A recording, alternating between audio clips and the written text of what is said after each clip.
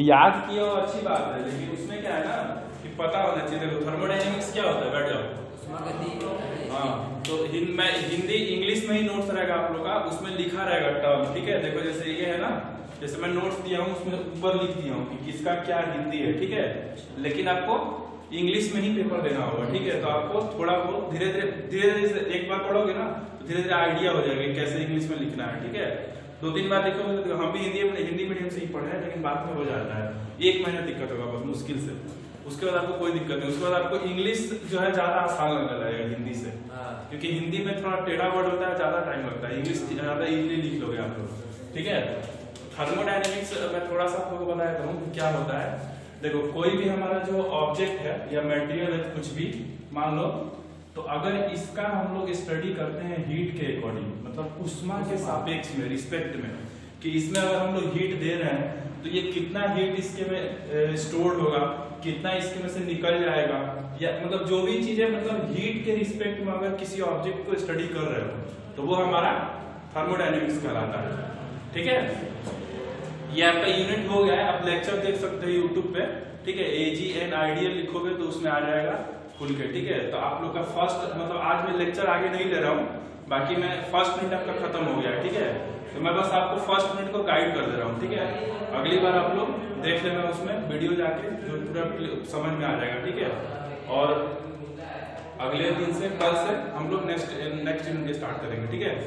तो अभी देख लो, ये थर्मोडायनेमिक्स पता चलेगा क्या होता है। अब थर्मोडायनेमिक्स में जैसे कुछ टर्म्स आते हैं, जैसे अगर पढ़ोगे ना, जैसे लॉ पढ़ोगे, first law, second law, 0th law, तो वो समझने के लिए क्या होता है कि हमको कुछ टर्म्स आता है, system, boundary, surrounding, universe, homogeneous system, heterogeneous system, ये सब समझना पड़ता है, ठीक है। अगर ये सब नहीं समझ में आएगा तो हम लोग नहीं पढ़ पाएंगे लॉज वगैरह क्या होता है, ठीक है।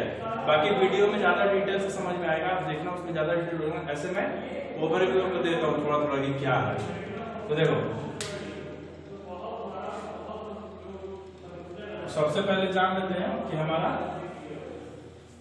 सिस्टम, सराउंडिंग, बाउंड्री और यूनिवर्स क्या होता है, ठीक है। देखो जैसे मान लो अगर कोई ऐसे ऑब्जेक्ट है, कुछ भी मतलब, ठीक है, तो इसमें कोई हीट जा रहा है, ठीक है। यहाँ से हीट दे रहे हैं हम लोग, ठीक है। तो हीट दे रहे हैं तो इसमें हीट कुछ जाएगा, कुछ हीट इसमें रहेगा और कुछ निकल जाएगा, ठीक है। तो इसमें ये जो पूरा ऑब्जेक्ट है जो हमारा, इसको हम लोग बाउंड्री मानते हैं, ठीक है। ये हमारा मान लो सिस्टम है, ये हमारा बाउंड्री हो जाएगा। ये जो इस बाउंड्री के बाहर जो है वो हमारा सराउंडिंग हो जाएगा।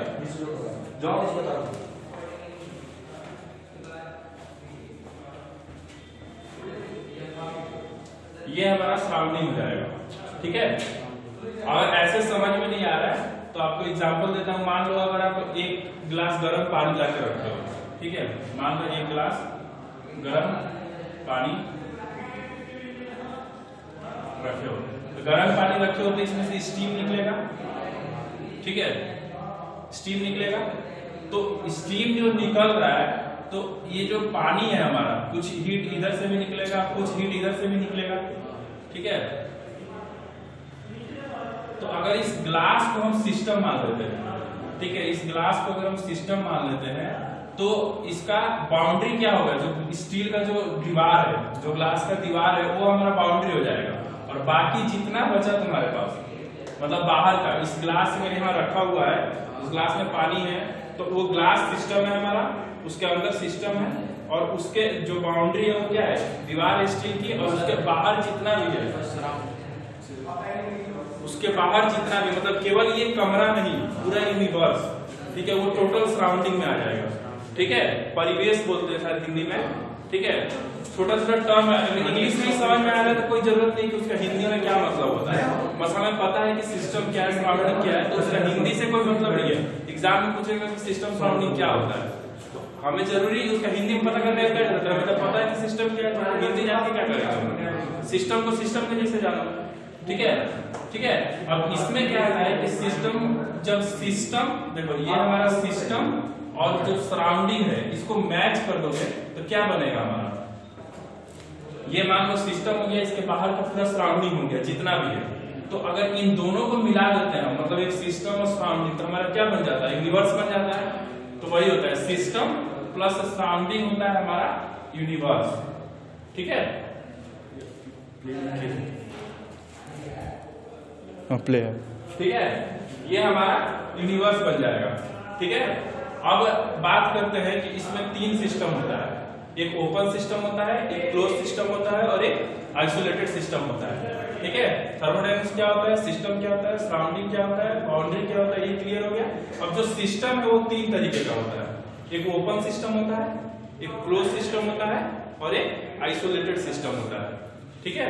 तो देखो ये क्या होता है, जो ग्लास में हम लोग पानी रखे थे वो मान लो ग्लास जो है ढका नहीं है, तो ये जो स्टीम बाहर निकल रहा है हमारा, ये जो स्टीम बाहर निकल रहा है ये क्या है, एक तरीके का एनर्जी है ना, एक तरीके का ऊर्जा है। तो ये हमारा क्या हो रहा है, एनर्जी बाहर निकल रहा है। और मान लो कि किसी ग्लास में रखे, ग्लास में पानी रखे तो कुछ देर बाद वो ठंडा हो जाएगा ना, तो एनर्जी बाहर निकल रहा है ना। और साथ में इसका जो वैसे ये क्या है, ये मैटर है, इसका पदार्थ इसमें पानी रखा हुआ है गर्म, तो पानी क्या होगा कि धीरे धीरे कम होगा, जैसे गर्म पानी में कुछ वाष्प बन के उड़ जाएगा ना, तो मास का भी ट्रांसफर हो रहा है, मास भी तो निकल रहा है उसमें से, यानी एनर्जी के साथ साथ क्या निकल रहा है हमारा, मास भी निकल रहा है इसमें से बाहर, ठीक है। तो जब किसी सिस्टम से एनर्जी और मास का आदान प्रदान हो, ठीक है, ट्रांसफर हो, तो उसको क्या बोलते हैं हम लोग, ओपन सिस्टम बोलते हैं, ठीक है। इसमें दिख रहा है ना कि हमारा यहाँ से एनर्जी भी निकल रहा है और यहाँ से मास भी निकल रहा है, ठीक है, चारों तरफ से सब कुछ निकल रहा है, तो ये हमारा ओपन सिस्टम हो जाएगा।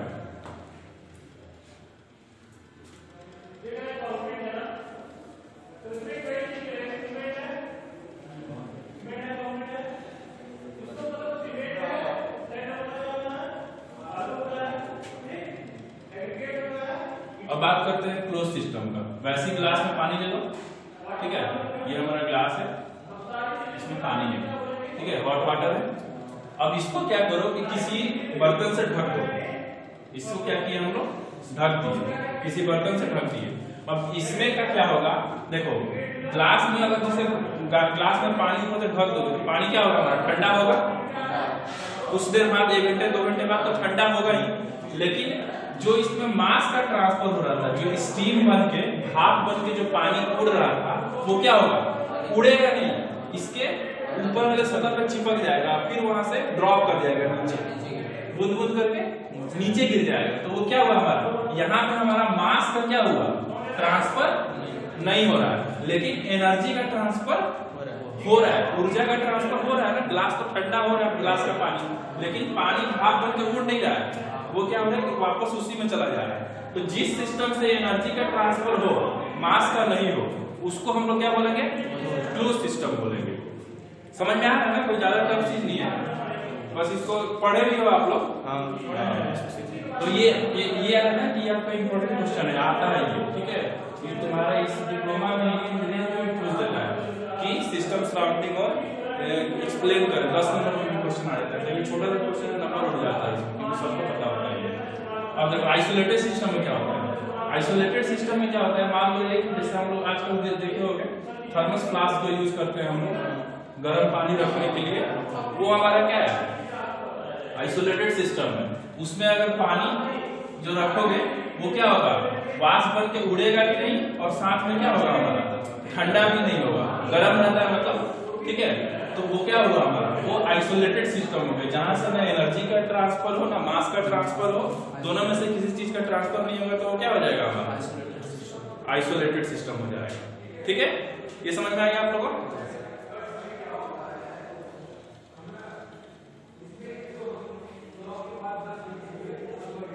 अब देखो एक आता है टर्म आप लोगों का, थर्मोडायनेमिक्स हो गया, surrounding system, boundary, close, isolated.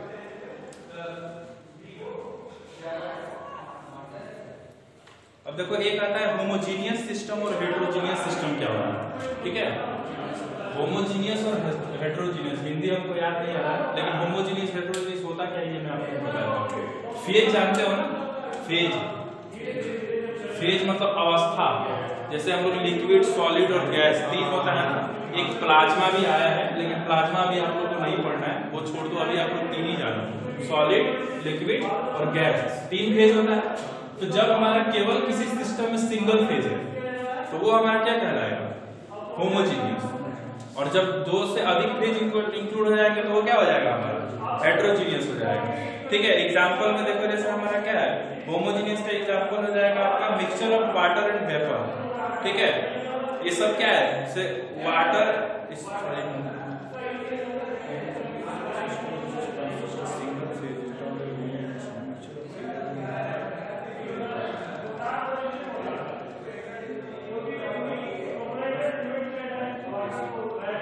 हाँ देखो, जैसे कि इसमें क्या है कि होमोजीनियस में सिंगल फेज होता है। अगर मान लो हम पानी को, ठीक है, वाटर को और सल्फ्यूरिक एसिड या नाइट्रिक एसिड को मिलाते हैं तो दोनों तो पानी की फॉर्म में है, लिक्विड का फॉर्म में है, तो ये हमारा हो गया होमोजीनियस का। हेट्रोजीनियस का फेज अलग हो जाएगा। जैसे मान लो कि हम आइस क्यूब को और वेपर को मिक्स करते हैं तो वो हमारा अलग अलग है, एक गैस हो गया, एक सॉलिड हो गया, तो वो अलग अलग फेज हो गया।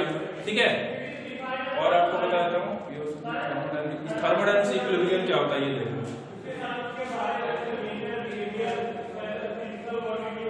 थर्मोडायनामिक्स इक्विलिब्रियम क्या होता है, इक्विलिब्रियम समझ रहे हो ना, साम्य अवस्था शायद हिंदी में बोलते हैं उसको, साम्य अवस्था पढ़े हो। देखो, इक्विलिब्रियम का मतलब होता है, मतलब बैलेंस, बराबर। ठीक है, अगर जैसे मान लो कि कोई भी यहाँ मोमबत्ती है, मान लो, ठीक है, ये मोमबत्ती जल रहा है और तुम क्या कर रहे हो कि एक मेटल का रॉड यहाँ पे हीट कर रहे हो। ठीक है, और इसको मान लो 2 अलग अलग सिस्टम है, आधा इसका अलग सिस्टम है, आधा इसका अलग सिस्टम मान लो। तो अगर तुम इसको गर्म करोगे ना, यहाँ पे हीट अगर गर्म करोगे तो ये क्या होगा, ये हीट का ट्रांसफर होगा। धीरे धीरे देखोगे कि यहाँ भी गर्म तुमको गर्मी फील होगा, लेकिन प्लास्टिक का अगर रहेगा तुम्हारे पास तो वो फील नहीं होगा, क्योंकि वो क्या होता है, उष्मा का कुचालक होता है, वो हीट ट्रांसफर नहीं करेगा। ठीक है, तो मतलब यहाँ पे जो टेम्परेचर है धीरे धीरे क्या होगा, यहाँ के टेम्परेचर के बराबर हो जाएगा और बहुत देर तक गर्म होता रहेगा तो क्या होगा, हमारा पूरा मेटल का रॉड एक समय आएगा कि बिल्कुल समान हीट हो जाएगा ना। तो भाई इक्विलिब्रियम का मतलब होता है इस बिल्कुल समान। ठीक है, दोनों तरफ का टेम्परेचर बिल्कुल इक्वल हो जाता है। नहीं समझ आया, देखो जैसे मान लो टंकी है, ठीक है, एक टंकी है यहाँ, एक दूसरी टंकी है यहाँ पर, ठीक है, ये टंकी ऐसे जुड़ी हुई है और यहाँ पर तुम वाल्व लगा हुआ है, वाल्व समझते हो ना, पानी बंद करते हैं खोलते हैं। मान लो इसमें पानी नहीं है, ठीक है, इसमें पानी नहीं है और इसमें मान लो पानी इतना भरा हुआ है, ठीक है, तो अभी ये इक्विलिब्रियम में नहीं है। इक्विलिब्रियम मतलब क्या होता है, सामान्य अवस्था, बिल्कुल बराबर होना चाहिए दोनों में जो भी है। ठीक है, तो जब इस बॉल को तुम खोलोगे तो ये पानी कब तक इसमें आएगा, जब तक दोनों समान, जब तक कि दोनों बराबर नहीं हो जाए। क्यों आएगा, प्रेशर की वजह से। पानी का जो प्रेशर है, यहाँ से खोल देंगे बॉल को, ये पानी का क्या होगा, यहाँ आना शुरू हो जाएगा। अब ऐसा नहीं कि इसका सारा पानी इसमें नहीं आएगा, एक समय आएगा कि ये पानी बराबर बराबर दोनों में बढ़ जाएगा। तो इक्विलिब्रियम का मतलब वही होता है। ठीक है, अब इसी इक्विलिब्रियम में 3 टाइप का इक्विलिब्रियम होता है। आपका कौन कौन सा होता है, एक होता है थर्मल इक्विलिब्रियम, एक होता है मैकेनिकल इक्विलिब्रियम और एक होता है केमिकल इक्विलिब्रियम।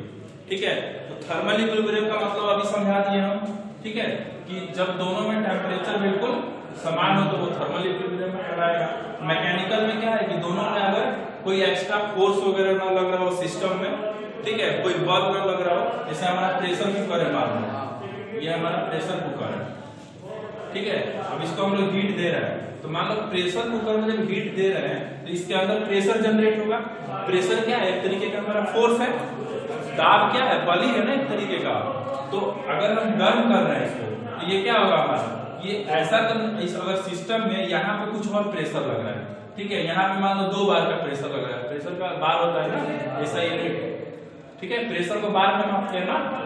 तो मान लो यहाँ पे 2 लग रहा है, यहाँ पे 4 लग रहा है, यहाँ पे 5 लग रहा है, तो ये इक्विलिब्रियम में नहीं कहलाएगा। इसमें क्या होगा, बिल्कुल समान अगर तरीके से लग रहा है तो वो हमारा मैकेनिकल इक्विलिब्रियम में कहलाएगा। वैसे केमिकल में है, यहाँ पे मान लो कुछ और रिएक्शन हो रहा है, यहाँ कोई और रिएक्शन हो रहा है, तो वो हमारा सिस्टम केमिकल इक्विलिब्रियम में नहीं है। केमिकल इक्विलिब्रियम में कब होगा, जब पूरे सिस्टम में बिल्कुल समान केमिकल रिएक्शन हो रहा है। ठीक है,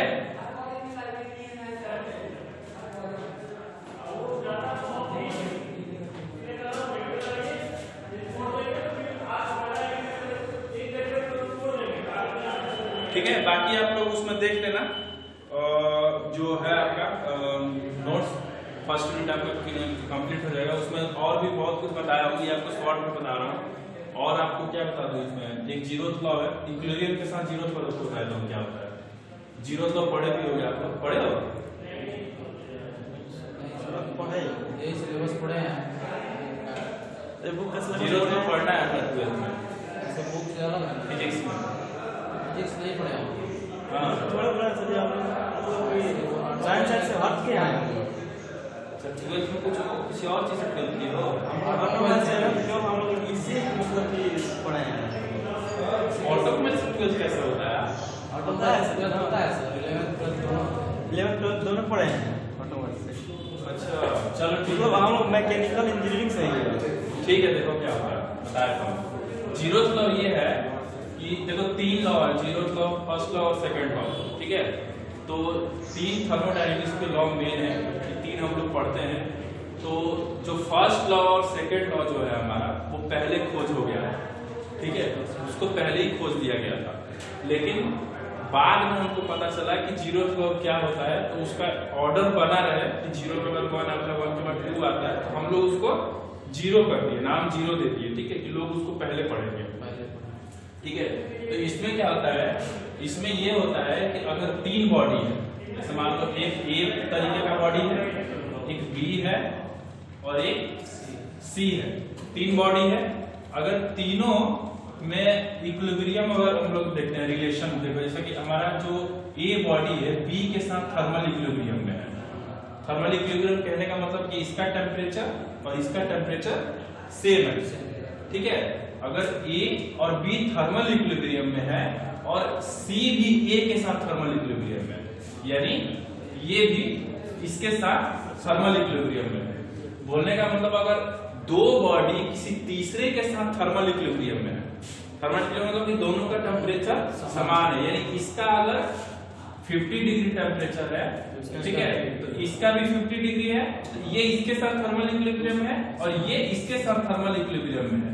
तो उनका कहने का मतलब ये था, जो थे हमारे वैज्ञानिक, क्या नाम था, HR नाम था उनका, कुछ ऐसे बता दूंगा, याद नहीं आ रहा।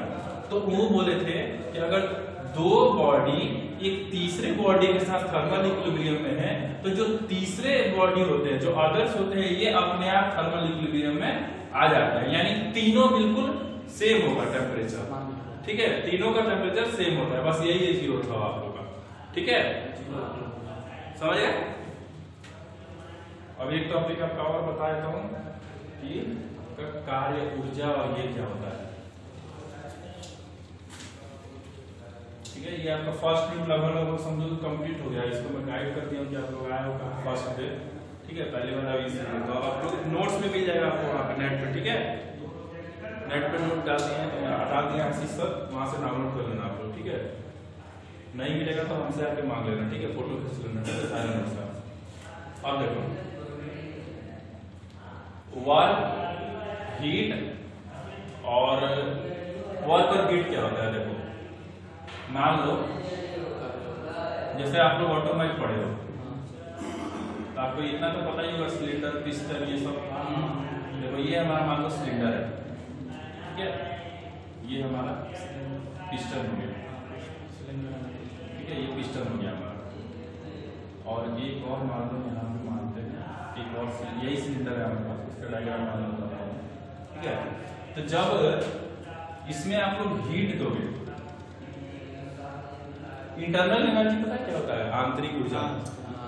क्या होता है, एक्सटर्नल क्या होता है।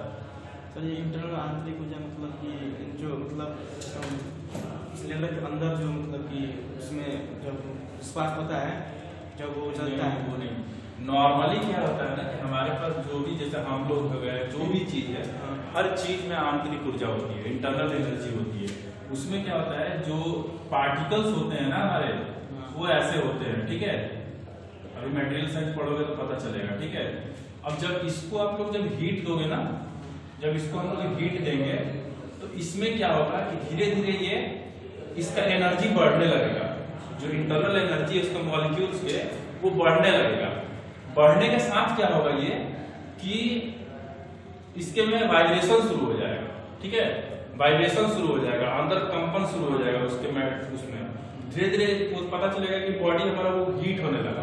जब गर्म करेंगे तो हीट कैसे होता है, उसका साइंस यही है कि उसके जो मॉलिक्यूल्स है वो क्या होते हैं, एनर्जी बढ़ जाती है, उनके वाइब्रेशन आ जाता है, तो वो हीट होने लगता है, जिसकी वजह से काइनेटिक एनर्जी उनमें जनरेट होने लगती है, वो मूव करते हैं, वाइब्रेट करते हैं। तो जो मॉलिक्यूल्स हैं हमारे, वो जब वाइब्रेट करेंगे ऐसे, तो अभी टूटे नहीं है, बस वाइब्रेट करते हैं। जब और ज्यादा हीट देंगे, और ज्यादा हीट देंगे, तो धीरे धीरे क्या होगा, इनका इंटरमॉलिक्यूलर फोर्स जो है वो खत्म हो जाएगा, टूट जाएगा। तो ये मॉलिक्यूल्स ऐसे निकल जाएंगे बाहर की तरफ, ठीक है। और ज्यादा गर्म करेंगे तो ये उड़ने लगेंगे, ठीक है। जैसे एग्जांपल के तौर पे अगर हमारे पास एक आइस क्यूब है, आइस क्यूब समझते हो ना, बर्फ का टुकड़ा है कोई, उसके मॉलिक्यूल्स जो है वो नॉर्मल टेम्परेचर में ऐसी हैं।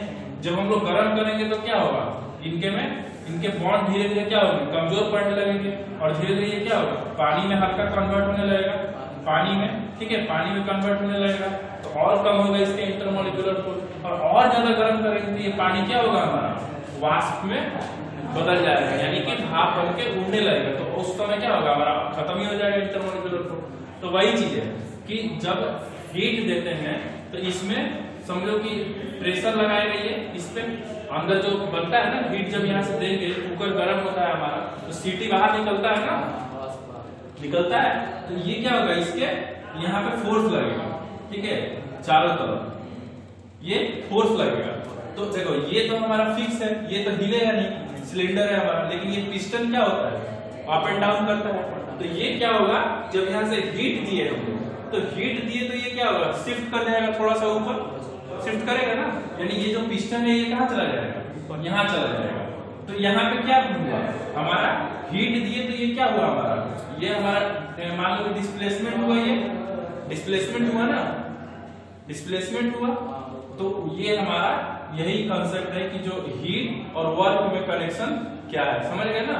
यानी हीट क्या करता है, एक एनर्जी के हीट जो है एक सिस्टम से दूसरे सिस्टम में ट्रांसफर करता है, लेकिन वर्क क्या है हमारा, वर्क को हम लोग स्टोर नहीं कर सकते हैं। हीट को हम लोग कुछ देर के लिए स्टोर कर सकते हैं, लेकिन वर्क को नहीं कर सकते हैं। और जब नोट्स पढ़ोगे तो समझ में आ जाएगा, जैसे आइडिया दे दिया हूं आपको हीट और वर्क क्या होता है, ठीक है, समझ गए।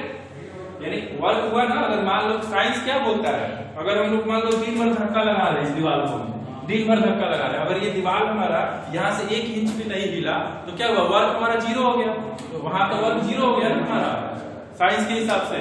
जब ये क्या हुआ, हमारे साथ फोर्स लगाए और थोड़ा सा डिस्प्लेसमेंट हो गया इसका, तो वो क्या हुआ, वर्क हुआ, वर्क हुआ, फोर्स इंटू डिस्प्लेसमेंट, यही होता है ना, बल इंटू विस्थापन, यही होता है ना। तो वो हमारा हो जाएगा वर्क, ठीक है। तभी आप लोग इतना ही पढ़ के आइएगा, फर्स्ट यूनिट पूरा पढ़ के आइएगा, ठीक है। नोट्स ले लीजिएगा लोग, अभी लेना है तो अभी ले लीजिए, फोटो खींच लीजिए, पढ़िएगा, वीडियो देखिएगा, समझ में आपको पूरा आ जाएगा, ठीक है। नहीं आएगा जो चीज समझ में, आके एक बार हमसे पूछ लेना आप लोग, ठीक है। चलो ले लो, नोट्स ले लो, खींचो, फोटो खींच लो, आप देखना सीरियल वाइज खींचना, ठीक है, पहले सिस्टम सब